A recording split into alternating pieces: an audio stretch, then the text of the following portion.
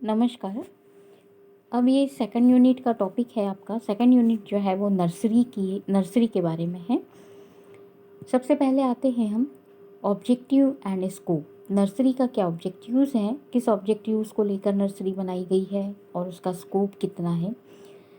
तो नर्सरी सबसे पहले क्या है? नर्सरी एक ऐसे क्षेत्र के रूप में परिभाषित किया जाता है या जाना जाता है जहाँ पर अन्य स्थानों में रोपण के लिए पौध लगाई जाती है। मतलब पौधा पहले नर्सरी में तैयार किया जाता है, फिर उसको कहीं अन्यत्र स्थान पर लगा दिया जाता है। तो इसमें nursery bed, path, irrigation channel आदि शामिल होते हैं। तो एक ऐसा स्थान है जहाँ पर पहले हम पौधे को कहीं अन्यत्र लगाने के लिए पहले तैयार करते हैं, उस जगह को हम नर्सरी कहते हैं। ऑब्जेक्टिव्स क्या क्या हैं नर्सरी डेवलपमेंट के? तो एक कृत्रिम उत्थान में महत्वपूर्ण स्थान रखता है। पहला कि कुछ महत्वपूर्ण प्रजातियां जो कभी भी या फिर प्रतिवर्ष बीज नहीं बनाती हैं, इन प्रजातियों के रोपण को वार्षिक रूप से उठाया जा सकता है।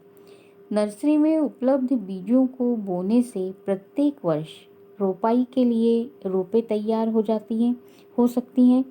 जैसे एग्जाम्पल के लिए है देवदार, स्प्रूस, ये हर प्रति तीसरे वर्ष, सिल्वर फर्न प्रति छठे वर्ष साधारण मात्रा में बीज देते हैं। ऐसी दशा में प्रतिवर्ष रोपवन बनाने का एकमात्र उपाय यही है कि बीज वाले वर्ष में सब बीजों को इकट्ठा कर लिया जाता है और उसे रोपनी में बोकर और पौध तैयार कर ली जाती है और वो पौध को फिर अन्यत्र हम लगा सकते हैं। दूसरा, कुछ प्रजातियां जो बहुत धीरे धीरे बढ़ती हैं, यदि उनको हम सीधे जहाँ पर जिस क्षेत्र में बुआई करनी है वहाँ पर यदि लगा दें तो वीड्स और दूसरी चीज़ों से कंपटीशन के दौरान वो अपनी रक्षा नहीं कर पाते हैं पौधे। ऐसी दशा में निराई में, मतलब वीड्स को हटाने में, उनको निराई के द्वारा हटाया जाता है, तो उसमें काफ़ी व्यय होता है। तो इस कारण से जो प्रजातियां धीरे धीरे उगती हैं उन्हें नर्सरी में 1 या 2 वर्ष तक बड़ा करके और फिर क्षेत्र में लगाया जाता है ताकि वो पौधा आसानी से सर्वाइव कर सके। कुछ प्रजातियों में सीधी बुआई से उतनी सफलता नहीं मिलती है जितना कि कटिंग के द्वारा या अन्य प्रकार के रोपण से सफलता प्राप्त होती है। ऐसी दशा में उस जाति को नर्सरी में उगाना आवश्यक हो जाता है। रोड साइड एवेन्यू प्लांटेशन की सफलता लंबे और मजबूत स्वस्थ पौधों को लगाने पर निर्भर करती है और इस तरह के जो पौधे हैं वो हम नर्सरी में डेवलप करके ही लगा सकते हैं, तो ही स्वस्थ और लंबे व मजबूत पौधे प्राप्त हो सकते हैं। तो इस तरह के पौधे केवल नर्सरी से ही प्राप्त हो सकते हैं। एक्सोटिक्स, ट्रॉपिकल पाइन्स और पॉपुलर यूकेलिप्टस इत्यादि की शुरुआत के लिए सबसे अच्छी विधि केवल रोपण और उसके लिए नर्सरी ही है। जिन क्षेत्रों में सामाजिक वानिकी कार्यक्रम लागू करना होता है, ऐसे वनस्पति विहीन और सामान्यतः इनफर्टाइल स्थानों में जहाँ चराई आदि के लिए प्रतिकूल फैक्टर भी होते हैं, ऐसे स्थानों का वनीकरण नर्सरी में उगाए गए पौधों के द्वारा ही संभव होता है। कृत्रिम उत्पादन के क्षेत्र में सीधे बीज बुआई के द्वारा पौधे तो प्राप्त होते हैं, सीधे बीज बुआई से पौधे प्राप्त करते हैं, लेकिन उनमें से कुछ पौधे जो हैं वो मर जाते हैं। इनकी जगह पर फिर से बुआई दूसरे वर्ष में ही हो सकती है। ऐसा करने से उनकी रक्षा के लिए निराई अधिक करनी पड़ती है और इससे व्यय बढ़ता है।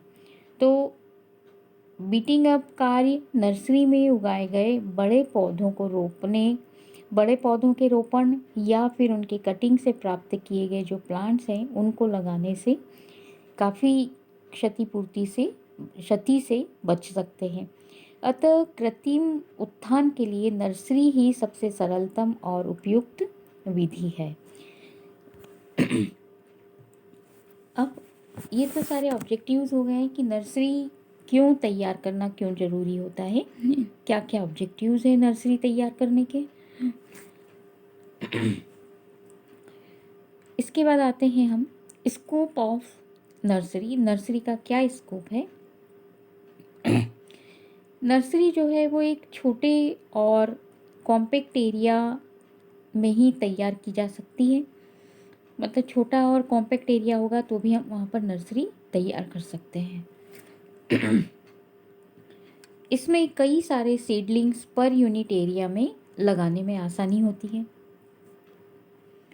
नर्सरी में पौधों को ग्रो करने के लिए अनुकूल वातावरण आसानी से दिया जा सकता है, क्योंकि छोटी जगह होगी तो हम वहाँ की क्लाइमेटिक कंडीशन को और मेंटेन्ड कंडीशन में हम आराम से पौधों को लगा सकते हैं। तो अपने हिसाब से पौधे को जिस तरह की क्लाइमेटिक कंडीशन होती है उतनी आसानी से दी जा सकती है। तो नर्सरी में पौधों को ग्रो होने के लिए अनुकूल वातावरण आसानी से दिया जा सकता है, ताकि सीडलिंग की ग्रोथ रेट अच्छी रह सके। यदि बाह्य वातावरण पादपों की ग्रोथ के लिए अनुकूल नहीं है, तब नर्सरी में उन पादपों को उचित ग्रोइंग कंडीशन देकर उगाया जा सकता है। नर्सरी एरिया छोटा होने के कारण आसानी से मैनेज किया जा सकता है और डिसीज़ और पेस्ट से प्लांट्स को, जो ग्रोइंग प्लांट्स हैं, उनको बचाया जा सकता है। नर्सरी में ऑफ सीज़न में भी सूटेबल वातावरण पादपों के अनुकूल तैयार करके पौध तैयार की जा सकती है। प्रॉपरली मैनेज्ड कंडीशन में जर्मिनेशन अच्छी तरह से हो सकता है। नर्सरी द्वारा लैंड का सही यूटिलाइजेशन करने में मदद मिलती है। अच्छी यील्ड देने वाले पादपों की पौध से, जैसे कि वेजिटेबल, फ्रूट्स, नर्सरी में आसानी से तैयार किए जा सकते हैं और अन्य क्षेत्रों में उनको नर्सरी में तैयार करके अन्य क्षेत्रों में ट्रांसप्लांट किया जा सकता है। नर्सरी में हेल्दी, यूनिफॉर्म और प्रॉपर सीडलिंग्स तैयार की जा सकती है और इन क्रॉप सीडलिंग को फील्ड में आसानी से लगाया जा सकता है। नर्सरी द्वारा पादप अच्छे व सस्ते दामों पर उपलब्ध हो सकते हैं तथा वांछित पादपों को आसानी से प्राप्त किया जा सकता है। तो ये तो नर्सरी के स्कोप्स हो गए कि नर्सरी में हम क्या क्या कर सकते हैं। तो जो पौधों को अनुकूल वातावरण दिया जा सकता है और मेंटेन कंडीशन में अच्छी ग्रोथ की जा सकती है पौधों की।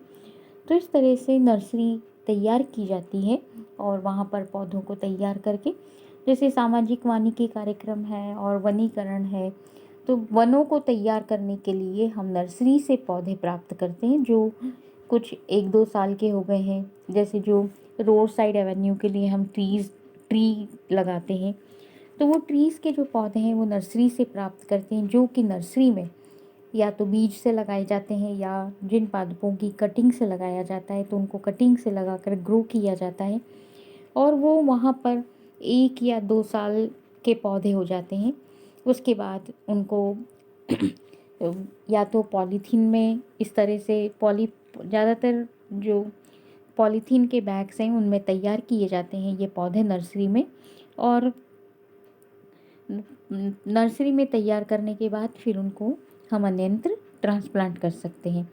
तो सामाजिक वानिकी कार्यक्रम है, जैसे कहीं हमको फॉरेस्ट डेवलप करना है या फिर कहीं कुछ ऐसे प्लांट्स हैं जो कटिंग के द्वारा ही लगते हैं, जो सीड से नहीं लगते हैं, तो वो कटिंग से हम नर्सरी में पौधों को उचित क्लाइमेटिक कंडीशंस प्रोवाइड करके आसानी से तैयार कर सकते हैं और उनको दूसरी जगह हम ट्रांसप्लांट करें, ताकि वो पौधे अन्य पौधों के साथ कंपटीशन करके और आसानी से जीवित रह सकें, मतलब सर्वाइव कर सकें वहाँ पर। तो अन्य पौधों के साथ यदि वो पौधा थोड़ा बड़ा होगा तो अन्य पौधों से कंपटीशन उसका कम हो जाएगा और वो आसानी से सर्वाइव कर जाएगा। तो इस प्रकार ये नर्सरी के ऑब्जेक्टिव्स एंड स्कोप। धन्यवाद।